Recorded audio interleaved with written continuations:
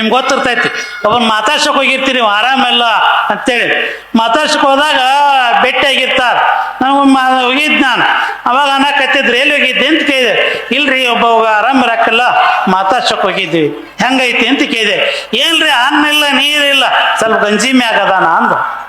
ಅನ್ನ ಇಲ್ಲ ನೀರಿಲ್ಲ ಎಲ್ಲ ಹೋಗಂಗಲ್ಲ, ಅನ್ನ ಇಲ್ಲ ನೀರಿಲ್ಲ ಸ್ವಲ್ಪ ಗಂಜಿ ಮ್ಯಾಗ ಅದಾನ. ಎಷ್ಟು ದಿವಸ ಆಯ್ತು ಅಂತ ಕೇಳಿದ ನಾನು.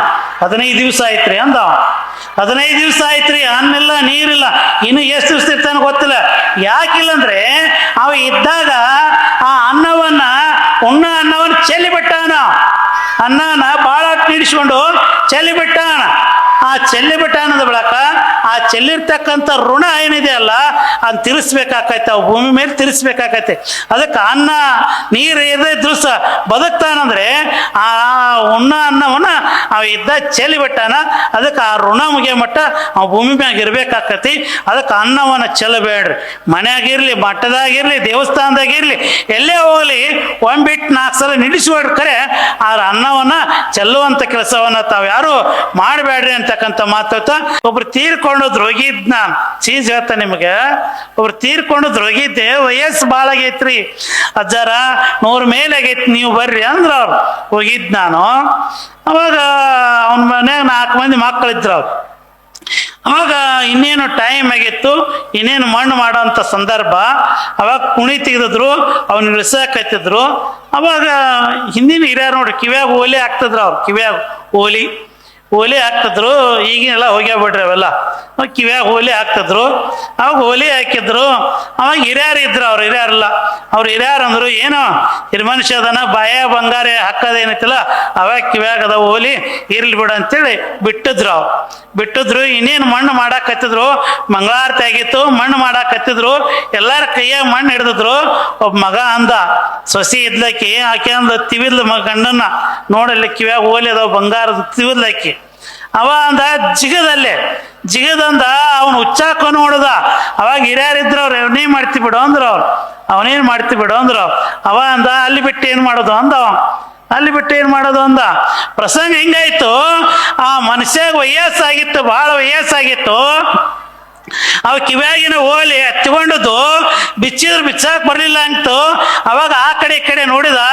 ಅವಾಗ ಅಲ್ಲಿ ಯಾರು ಕಂಡ್ರು ಒಬ್ಬ ಅಡಿಕೆಯಲ್ಲಿ ತಿಂತದ್ದಾವ, ಅಡಿಕೆಯಲ್ಲಿ ತಿಂತದ ಕಾಯಿ. ಅವನ ಕೈ ಏನಂತಾರಲ್ಲ ಅಡಿಕೆ ಕಟ್ಟು ಮಾಡೋದು, ಏನೋ ಅಂತಾರ, ಅದಕ್ಕೆ ಅಡಕತ್ತ ಏನಂತಾರ. ಅದೇನು ನಮ್ಗೆ ಅನ್ನಕ್ ಬರಂಗಿಲ್ಲ. ಅದಿತ್ತು. ಆ ಕಡೆ ಕಡೆ ನೋಡಿದ. ಅವನ್ ಕರ್ದವ ಮಗಾರಿ ಹಿರಿಯ ಮಗ ಕರ್ದ. ಅವ ಅಂದ ಯಾಕ ಕರ್ಯಾಕತ್ತಾನ ಅಂತೇಳಿ ಇಳಿದು ಬಂದ. ಎಲ್ಲರೂ ಮಣ್ಣು ಹಿಡ್ಕೊಂಡು ನಿಂತ್ಕೊಂಡಿದ್ದಾರೆ. ಕುಣಿಯೊಳಗ ಮನುಷ್ಯನ ವಿಷಯಾರ ಇನ್ನೇನು ಮಣ್ಣು ಹಾಕ್ಬೇಕಾಗೈತಿ. ಅವಂದ ಅಡಕತ್ತಾ ಇಲ್ಲ ಅಂದ. ಅವ ತಿಳ್ಕೊಂಡದ ಏನು ಬಂಗಾರ ಬಾಯಿಗೆ ಹಾಕ್ತಿರ್ಬೇಕು, ಸ್ವಲ್ಪ ಕಟ್ ಮಾಡಿ ಬಾಯಿಗೆ ಹಾಕ್ತಿರ್ಬೇಕು ಬಿಡು ಅಂತೇಳಿ ಅವ ಆದ್ರಾಯ್ತು ಅಂತ ತೆಗೆದು ಕೊಟ್ಟ. ಏನ್ ತೆಗೆದು ಕೊಟ್ಟಲ್ಲ, ಏನು ಕಿವಿಯಾಗಿರ್ತಕ್ಕಂಥ ಓಲಿಗೆ ಹಿಂಗೇನು ಹಾಕಿ ಜಗ್ಗಿದ. ಆ ಕಿವಿಯ ಕಟ್ಟಾಗಿ ಬಂತ, ಖರೆ ಬಂಗಾರ ಕಟ್ಟಾಗ್ಲಿಲ್ಲ. ಆ ಕಿವಿಯ ಕಟ್ಟಾಗಿ ಬಂತ ಅನ್ನ ತಗೊಂಡ. ಅದಕ್ಕೆ ಇದು ಶಾಶ್ವತವಲ್ಲ. ಈ ಒಡಲೆಂಬ ಬಂಡಿಗೆ ಹೇಳ್ತಾರೆ ಸಣ್ರು, ಕಡಗೀಲಿಲ್ಲದ ಬಂಡಿ ಒಡಗೇಡದ ಮಾಂಬದೆ. ಈ ಒಡಲೆಂಬ ಬಂಡಿಗೆ ಯಾವ್ದು ಆಧಾರ ಅಂದ್ರೆ ಬಂಗಾರ ಆಧಾರ ಅಲ್ಲ, ರೇಷ್ಮೆ ಬಟ್ಟೆ ಆಧಾರ ಅಲ್ಲ, ವಾಹನಗಳ ಆಧಾರ ಅಲ್ಲ, ಮನೆ ಆಧಾರ ಅಲ್ಲ. ಈ ಬಂಡೆಗೆ ಯಾವ್ದು ಆಧಾರ ಅಂದ್ರೆ ಮಹಾತ್ಮರ ಮಾತುಗಳದಾವಲ್ಲ, ಶರಣರ ಮಾತುಗಳದಾವಲ್ಲ, ಸಂತರ ಮಾತುಗಳದಾವಲ್ಲ, ಅವು ಆಧಾರ. ಅವು ನಮ್ಮ ಜೀವನವನ್ನು ಪಾವನಾಗಿ ಮಾಡ್ತಕ್ಕಂಥವು ಶ್ರೇಷ್ಠವಾಗಿರ್ತಕ್ಕಂಥ ಮಾತುಗಳು. ದಾಸಿಮಾರಿ ಒಂದು ಮಾತನ್ನು ಹೇಳ್ತಾರೆ ಬಹಳ ಚೆನ್ನಾಗಿ, ಬಹಳ ಅದ್ಭುತವಾಗಿರ್ತಕ್ಕಂಥ ಒಂದು ಮಾತನ್ನು ಹೇಳ್ತಾರೆ. ಮಹಾತ್ಮರ ಮಾತುಗಳು ಯಾಕದಾವ ಅನ್ನೋದ್ರ ಬಗ್ಗೆ ಒಂದು ಮಾತನ್ನು ಬಹಳ ಚೆನ್ನಾಗಿ ಹೇಳ್ತಾರೆ. ದಾಸಿಮಾರ್ಯರು ಬಹಳ ಚೆನ್ನಾಗಿ ಒಂದು ಮಾತು ಹೇಳ್ತಾರೆ. ಕಡಗೀಲಿಲ್ಲದ ಬಂಡಿ ಒಡಗೇಡದ ಮಾಂಬದೆ. ಕಡಗೀಲಿಗೆ ಬಂಡಿಗೆ ಆಧಾರ, ಕಡದರ್ಪವೇರಿದ ಒಡಲೆಂಬ ಬಂಡಿಗೆ ಮೃಡ ಶರಣರ ನುಡಿ ಗಣವೇ ಕಡಗೀಲ ಕಾಣ ರಾಮನಾಥ. ಅದ್ಭುತವಾಗಿರ್ತಕ್ಕಂಥ ಮಾತನ್ನ ಹೇಳ್ತಾರೆ. ಯಾವ್ದು ಆಧಾರ? ಕಡಗೀಲಿಲ್ಲದ ಬಂಡಿ ಯಾವ್ದು ಆಧಾರ? ನಡೀತೈತೇನೋ. ನೀವೊಂದು ಬಂಡಿ ತಂದೇವೆ ಅಂತ ತಿಳ್ಕೊಳ್ಳೋಣ, ಒಂದು ಬಂಡಿ ತಂದೆ ಅಂತ ತಿಳ್ಕೊಳ್ಳೋಣ. ಮಾಲಿಂಗಪುರದೊಳಗೆ ಒಂದು ಬಂಡಿ ತಂದಿರಿ, ಮೂಡ್ಲಿ ಒಳಗೆ 2 ಎತ್ತ ತಗೊಂಬಂದಿರಿ.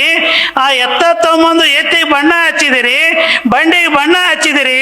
ಮನೆಯಾಗ ಇದ್ದಂತ ಹೆಂಡತಿಗೆ ಹೇಳ್ತೀರಿ, ಹೊಸ ಎತ್ತ ತಂದಿದ್ದೇನೆ, ಹೊಸ ಬಂಡಿ ತಂದಿದ್ದೇನೆ, ಬಣ್ಣ ಹಚ್ಚಿದ್ದೇನೆ, ಹೊಲಕ್ಕೆ ಹೋಗ್ಬೇಕಾಗೈತಿ, ಬುತ್ತಿ ಕಟ್ಟು, ಅಡಿಗೆ ಮಾಡು, ಚಲೋ ಅಡಿಗೆ ಮಾಡು ಅಂತೇಳಿ ಹೆಂಡತಿಗೆ ಹೇಳಿದ್ರಿ. ಆಕೆ ಭಾಳ ಖುಷಿ ಆಯ್ತು, ಭಾಳ ಖುಷಿ ಆಯ್ತು. ಭಾಳ ಚಲೋ ಚಲೋ ಹೋಳಿಗೆ ಮಾಡಿದಾಳೆ, ಕರ್ಚಿಕಾಯಿ ಮಾಡಿದಾಳೆ, ಜಿಲೇಬಿ ಮಾಡಿದಾಳೆ, ಜಾಮೂನ್ ಮಾಡಿದಾಳೆ, ರೇಷ್ಮೆ ಸೀರೆ ಉಟ್ಕೊಂಡಾಳ, ಎಲ್ಲ ಬುತ್ತಿ ಕಟ್ಟಿ ಬಂಡ್ಯಾಗ ಇಟ್ಕೊಂಡ್ಲು. ಆಕಿ ಬಂದು ಕುತ್ಕೊಳಕತ್ತಿದ್ಲು. ಅವ ಎತ್ತ ತಂದು ಮಾಲಕ್ಕಂದ. ಆಳ್ ಮನುಷ್ಯ ಬಂದ, ಅವ ಕೊಳ ಕಟ್ಟಕತ್ತಿದ್ದ, ಕೊಳ ಕಟ್ಟಿದ. ಇನ್ನೇನು ಬಂಡಿ ಮ್ಯಾಗ ಕುಂದ್ರಬೇಕಂದ. ಅವ ಅಂದ ಬೇಡ ಅಂದಾವ. ಬಂಡಿ ಮಾಲಕ, ಎತ್ತಿನ ಮಾಲಕಂದ, ನಾನು ಹತ್ತನಿ ಅಂದಾವ. ನಾನ ಹೊಡಿಬೇಕು, ನಾನು ಎತ್ತು, ಹೊಸ ಎತ್ತು, ಹೊಸ ಬಂಡಿ ತಂದೇನಿ, ನಾನ ಹೊಡಿಬೇಕಂದ. ನೋಡಿ, ನೀವು ಗಾಡಿ ತಂದಿರ್ತೀರಿ, ಹೊಸ ಗಾಡಿ ತಂದಿರ್ತೀರಿ, ನೀವು ನೋಡಿ ತಂದಾಗ ನೋಡ್ಬೇಕು. 3 ತಿಂಗಳು 6 ತಿಂಗಳು ಆಗಮಟ್ಟ ಎಷ್ಟು ಒರೆಸ್ತಿರ್ತೀರಿ, ಎಷ್ಟು ತೊಳಿತಿರ್ತೀರಿ. 6 ತಿಂಗಳು ಆತಂದ್ರೆ ಅದಕ್ಕೆ ಪೆಟ್ರೋಲ್ ಹಾಕಂಗಿಲ್ಲ, ಮೂಲೆಗೆ ನಿಂತಿರ್ತೈತೆ. ತಂದಾಗ ಎಷ್ಟು ಉರುಪ್ ಇರ್ತೈತೆ ಅದೆಲ್ಲ. ಹಂಗ ಅವ ಮಾಲಕಂತಾನೆ, ಹೊಸ ಎತ್ತದವೆ, ಹೊಸ ಬಂಡಿ ಐತಿ, ಆ ಬಂಡಿ ನಾನ ಹೊಡಿಬೇಕಾಗೈತಿ, ಆ ಎತ್ತ ನಾನ ಹೊಡಿಬೇಕಾಗೈತಿ, ಬಂಡಿ ಮೇಲೆ ನಾನ ಕುಂದ್ರಬೇಕಂತೇಳಿ ಆ ಮನುಷ್ಯನ ಕರೆ ಸರಿಸ್ತಾನೆ. ತಾನ ಕುಂದಿರ್ತಾನ, ತಾನ ಹೊಡ್ಯಾಕತ್ತಾನ. ಹೊಡಿತಾನ್ರಿ, ಎಲ್ಲಿ ಮಟ್ಟ ಹೊಡಿತಾನ? ಸ್ವಲ್ಪ ಮುಂದೆ ಹೊಡಿತಿರ್ತಾನೆ. ಇಲ್ಲಿ ಹಳ್ಳ ಇರ್ತೈತಿ, ಹಳ್ಳ ದಾಟೊಳಗ ಬಂಡಿ ಮುರ್ಕೊಂಡು ಬೀಳ್ತೈತಿ. ಅಲ್ಲಿರ್ತಕ್ಕಂಥ ಬುತ್ತಿ ಅದು ಚೆಲ್ಲಿ ಹೋಗ್ತೈತಿ. ಆ ಹೆಣ್ಮಗಳು ಸೀರೆ ಇರ್ತೈತಿ, ಅಕ್ಕಿ ತಳಗ್ ಬೀಳ್ತಾಳೆ. ಯಾಕ? ₹1,00,000 ಕೊಟ್ಟು ಎತ್ತ ತಂದಾನೆ, ₹1,00,000 ಕೊಟ್ಟು ಬಂಡಿ ತಂದಿದ್ದಾನೆ, ಬಂಡಿಗೆ ಬಣ್ಣ ಹಚ್ಚಿದಾನೆ, ಎತ್ತಿಗೆ ಬಣ್ಣ ಹಚ್ಚಿದಾನೆ, ಬಂಡಿ ಮೇಲೆ ಕುತ್ಕೊಂಡು ತಾನ ಹೊಡ್ಯಾಕತ್ತೆ ಕರೆ ಏನ್ ಮಾಡೋದು? ಆದ್ರೆ ₹1,00,000 ಕೊಟ್ಟು ತಂದಿರ್ತಕ್ಕಂಥ ಎತ್ತು ಮುಖ್ಯವಲ್ಲ, ₹1,00,000 ಕೊಟ್ಟು ತಂದಿರ್ತಕ್ಕಂಥ ಬಂಡಿ ಮುಖ್ಯವಲ್ಲ, ಅಡಿಗೆ ಮುಖ್ಯ ಅಲ್ಲ, ರೇಷ್ಮೆ ಸೀರೆ ಮುಖ್ಯವಲ್ಲ. ಕರೆ ಅಲ್ಲಿ ಏನಾಗಬೇಕಾಯ್ತಂದ್ರೆ ₹50 ಕೊಟ್ಟು 2 ಚೀಲ ಹಾಕಿಲ್ಲ, 2 ಚೀಲ ಹಾಕಿಲ್ಲ. ಸಂದರ್ಭ ಒಳಗ ಕೂಸ್ ಅಂತೈತಂತೆ, ಏನ್ ಬೇಡ್ಕೊಂತೈತಿ ಭಗವಂತರ ಕಡೆ, ಏ ಭಗವಂತ, ಈ ತಾಯಿ ಗರ್ಭದೊಳಗೆ ಬಂದಿದ್ದೇನೆ, ಇನ್ನೇನ್ ಬರಂಗಿಲ್ಲ, ಇದ್ರ ಹೊರಗೆ ಹಾಕು ಅಂತೇಳಿ ಬೇಡ್ಕೊಂತೈತಂತ. ಇದ್ರ ಹೊರಗೆ ಹಾಕು. ಅವಾಗ ಅಂತಾನ ಭಗವಂತ, ಅವನು ಆಸ್ಪೃಕ್ ಇರ್ಬೇಕೇನೋ, ಅವ ಆಸೆ ಇರ್ಬೇಕಲ್ಲ ಭಗವಂತನಿಗೂ. ಅವ ಅಂತಾನಂತೆ, ಈ ತಾಯಿ ಗರ್ಭದಿಂದ ಹೊರಗೆ ಹಾಕನ್ನಕತ್ತಿದಿ ಯಾಕ ಅಂತ ಕೇಳ್ದ. ಯಾಕ? ಅವಾಗ ಕೂಸತ್ತಂತೆ, ಅರಿಯದೇ ಬಂದ್ಬಿಟ್ಟಿದ್ದೇನೆ, ನಾನು ತಿಳಿಯದೇ ಬಂದಿದ್ದೇನೆ, ಅದಕ್ಕೆ ಈ ತಾಯಿ ಗರ್ಭದಿಂದ ಹೊರಗೆ ಹಾಕು. ಅದಕ್ಕೆ ಹಾಕ್ತಾನಪ್ಪ, ಹೊರಗೆ ಹಾಕನಕತಿ, ಹಾಕ್ತಾನಿ, ಯಾಕ ಅಂತ ಕೇಳಿದ. ಅದಕ್ಕೆ ಆ ಕೂಸು ಅಂತಂತ, ತಾಯಿ ಉಣ್ಣಂತ ಉಪ್ಪು ಹುಳಿ ಖಾರ ನೋಡಿ, ಅವಾಗ ಭಾಳ ಬೇಕ್ರಿ ಇವ್ರಿಗೆ ಹುಳಿ, ಅವಾಗ ಬೇಕು ಉಪ್ಪಿನಕಾಯಿ, ಅವಾಗ ಬೇಕು ಇವ್ರಿಗೆಲ್ಲ. ಅವಾಗ ಅಂತೈತಂತ ಕೂಸು, ಈ ತಾಯಿ ಉಣ್ಣಂತ ಉಪ್ಪು ಹುಳಿ ಖಾರದ ಬಾಧೆ, ತಾಯಿ ಮಾಡುವಂತ ಕೆಲಸದ ಬಾಧೆ, ತಾಯಿಯ ಜಠರದಲ್ಲಿರ್ತಕ್ಕಂಥ ಮಲ ಮೂತ್ರದ ವಾಸನೆಯಿಂದ ನನಗೆ ತಡ್ಕೊಳಕ್ ಆಗಂಗಿಲ್ಲ. ಏ ಭಗವಂತ, ಈ ತಾಯಿ ಗರ್ಭದಿಂದ ಹೊರಗೆ ಹಾಕು, ನನ್ನ ಮೊದಲು ಹೊರಗೆ ಹಾಕು.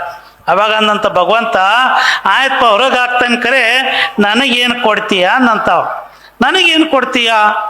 ತಾಯಿ ಉಣ್ಣಂತ ಹುಳಿ ಉಪ್ಪು ಖಾರದ ನಿನ್ನ ಬಾಧೆ ಆಗಾಕತ್ತೈತಿ, ನಿನ್ನ ತ್ರಾಸ ಆಗಾಕತ್ತೈತಿ, ಕರೆ ನನಗೇನು ಕೊಡ್ತಿ? ಹೊರಗೆ ಹಾಕ್ತಾನೆ, ನನಗೇನು ಕೊಡ್ತಿ ಅಂತ ಕೇಳಿದಂತ ಭಗವಂತ. ಆ ಆಸೆ ಎಷ್ಟಿರ್ಬೇಕು. ಅವಾಗ ಮಾತು ಕೊಟ್ವಿ, ಏನಂತ, ಏ ಭಗವಂತ, ಈ ತಾಯಿ ಗರ್ಭದಿಂದ ಹೊರಗೆ ಹಾಕಿದಂದ್ರೆ ಈ ಜೀವ ಭೂಮಿ ಮೇಲೆ ಇರುವ ತನಕ ನಿನ್ನ ನಾಮಸ್ಮರಣೆಯನ್ನ, ನಿನ್ನ ಕೀರ್ತನೆಯನ್ನ, ನಿನ್ನ ಭಜನೆಯನ್ನ, ನಿನ್ನ ಆರಾಧನೆಯನ್ನ ನಾ ಮಾಡ್ತೇನೆ ಅಂತೇಳಿ ನೀವೆಲ್ಲ ಮಾತು ಕೊಟ್ಟು ಬಂದಿದ್ದೇವೆ. ಇಲ್ಲಿ ಏನು ಮಾಡಾಕತ್ತೇವೆ ನಾವೆಲ್ಲ? ಇಲ್ಲಿ ಏನು ಮಾಡಾಕತ್ತೇವೆ? ನಾವೆಲ್ಲ ಮಾತು ಕೊಟ್ಟಿದ್ದೇವೆ, ಕೊಟ್ಟವಿಲ್ಲೋ? ಕೊಟ್ಟಿದ್ದೇವೆ. ಇಲ್ಲಿ ಬಂದು ಏನೇನೋ ಮಾಡಾಕತ್ತಿದ್ದೇವೆ.